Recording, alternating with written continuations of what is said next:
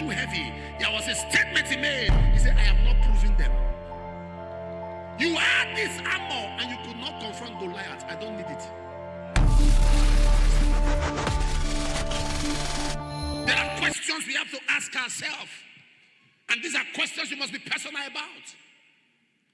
Because sometimes your message, the delivery of your message is more impactful when you have evidence to back up that message. That is why it's only a man who have proofs that can recommend proofs.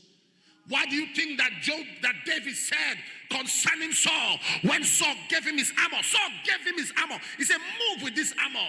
David moved, not because they were too heavy. There was a statement he made. He said, I have not proven them. You had this armor and you could not confront Goliath. I don't need it. You had this armor, yet you ran from Goliath. I don't need it. It's a crime for a man that beats his wife to teach us marriage. You had this weapon. What was he saying? He said, I have not proven this weapon. If you had this weapon and yet you ran from Goliath, why give me this armor? If you had this armor and yet Goliath threatened you for 40 days, why give me this armor? Only what has been proven can produce proofs. Only what has been proven can produce proofs.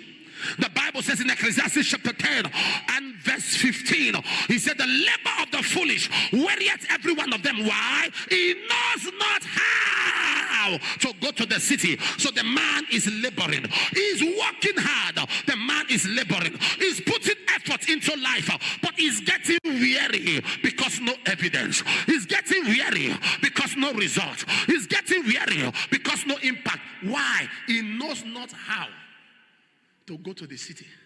There is a how to go to the city. Yes, there's a how. How do I go to the city? How do I gain access to places that matter? Acts chapter 12 and verse 10. The Bible tells us concerning Peter. He said when Peter came out of prison, when they were past the first and the second word, they came. Can you connect both of them now? The labor of the foolish wearieth every one of them, because he knoweth not how to go to the city. And the Bible says in Acts chapter 12 verse 10, they came to the iron gate that leadeth to where? So every city is accessed by gates.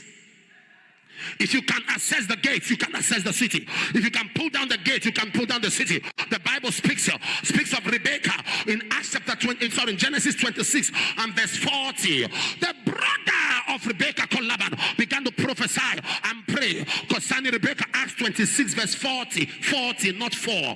Acts 26 and verse 40. The brother began to pray for her and began to bless her. And the brother said, Genesis 26 verse 40. And the brother said, you are my sister, but you shall become a mother, and you shall possess the gates of them that hate you. Genesis 24 verse 60, I think. Genesis 24 verse 60. You shall possess the gates of them that hate you. In other words, you come as my sister, but by reason of the change of level, and they blessed Rebekah and said, thou art my sister, be thou mother of thousands, millions, let thy seed possess the gate. In other words, if you can deal with the gate, you graduate from just becoming a sister to me, you become a mother to me.